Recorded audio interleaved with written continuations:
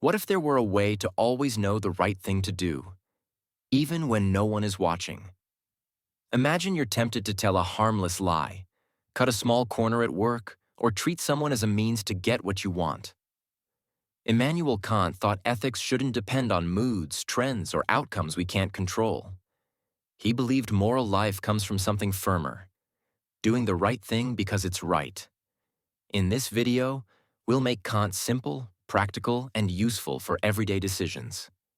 By the end, you'll have a clear set of tools for truth, respect, and self-respect. Immanuel Kant lived from 1724 to 1804 in Königsberg, in what was then Prussia, now Kaliningrad, Russia. He was a key figure of the Enlightenment, a time of big ideas about reason, science, and freedom. Kant wrote dense books with big titles, like The Critique of Pure Reason and The Groundwork of the Metaphysics of Morals. But at heart, his message can be put simply. He asked, what can we know? What should we do? And how should we treat each other? Big ideas. Idea number 1. Your mind shapes your world. Kant's breakthrough was that we don't just passively receive reality, we actively organize it. The mind brings basic structures like space, time, and cause and effect to our experience, a bit like wearing lenses that give everything a particular shape. That means we know the world as it appears to us, what he called phenomena. Not things as they are completely on their own. Think of it like the settings on a camera.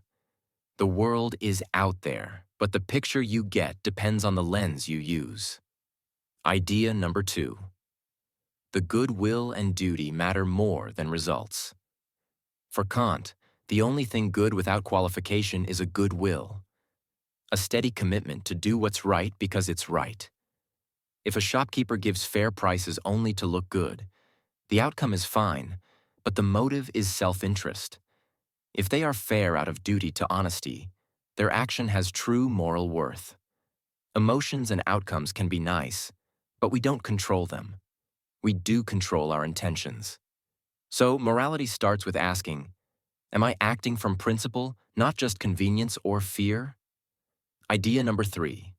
The categorical imperative, universal rules and respect. Kant said we should act only on rules we could want everyone to follow. Always, everywhere. Before you lie, ask, what if everyone lied when it was useful? Trust would collapse and lying would stop working, so the rule fails the test. He also said, never treat people merely as a means to your ends, but always as ends in themselves. So, borrowing money you know you can't repay, using flattery to manipulate, or snooping through someone's phone all fail because they use a person like a tool instead of respecting their choice and dignity. Idea number 4. Autonomy. Be a lawgiver to yourself.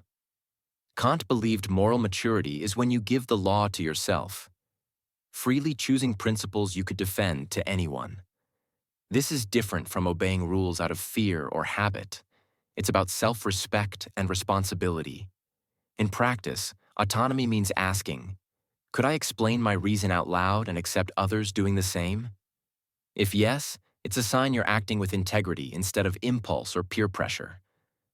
Making it practical. How to use Kant today. 1.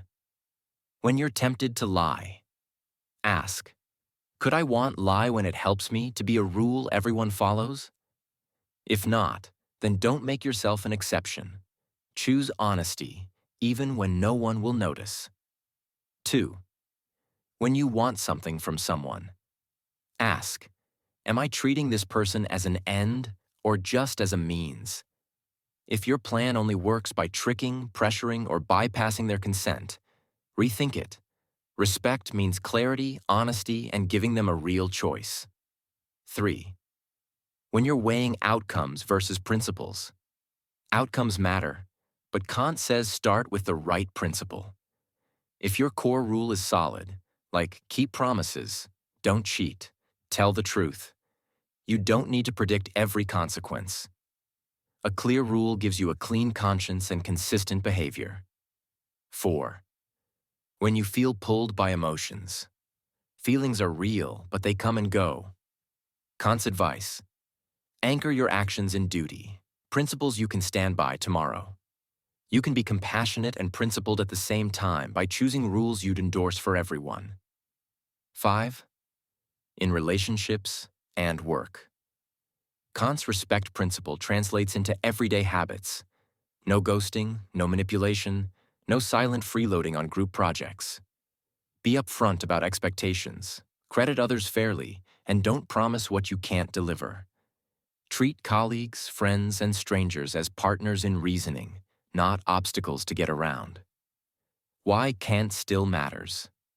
Human rights and dignity. Modern ideas about universal human rights, consent, and anti-exploitation echo Kant's view that every person has inherent worth. He doesn't say valuable if useful, but valuable because they are a person. Law and leadership, fair rules that apply to everyone, no special exceptions, are Kantian at heart. Leaders who model honesty and respect build trust because people can see the principle behind the action. Technology and AI. Respect and consent are huge in data use, privacy, and design. A Kantian approach asks, are we treating users as ends, informing them, giving them control, or just extracting value? Social media and truth. When you're tempted to share a claim that feels good but might be false, the universal rule test is a great filter. If everyone shared without checking, the information commons would break. Personal growth. Kant gives you an internal compass. Even when life is messy and outcomes are uncertain, you can act from clear reasons and sleep well at night. A few common misunderstandings. Kant ignores feelings. Not exactly. He just says moral worth doesn't depend on how you feel in the moment. Compassion is great, but it should become a principle, like help those in need honestly and respectfully, not just a mood. Kant is too strict. His rules are demanding, but they protect us from self-serving exceptions. They also empower you. You don't need to be a genius or a saint. You can do the right thing by using reason you already have. Kant says we can't know reality. He says we can't know things as they are in themselves, but we can reliably know the world as it appears through our shared human lens. That's enough for science, daily life, and morality. Quick examples to remember. Cheating on a test. If everyone cheats, grades mean nothing. Don't make yourself the special exception. Study and accept the result. White lies to avoid awkwardness. Sometimes kindness matters, but try honesty with care. I can't make it tonight, but thank you for inviting me. Respect without deception. Promises you can't keep. A promise you know you'll break uses someone as a means. Only promise what you're truly committed to doing. Workplace shortcuts. If your shortcut required secrecy and couldn't be defended publicly, it fails the autonomy test. Choose the path you could justify to the whole team. Simple steps to try this week. Write one rule you want to live by, like be honest, even when it's hard. Put it somewhere you'll see it. Before a tough choice, pause and ask, what if everyone did this?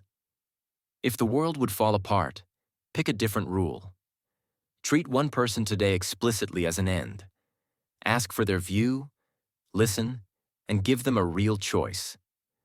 In simple terms, Kant says, use your reason to choose rules you could defend for everyone and treat every person, including yourself, with dignity. Do the right thing because it's right, not because it's easy or popular. Want more big ideas made clear and practical? Subscribe to Philosophy Explained Simply and keep your mind sharp with honest, thoughtful tools for everyday life.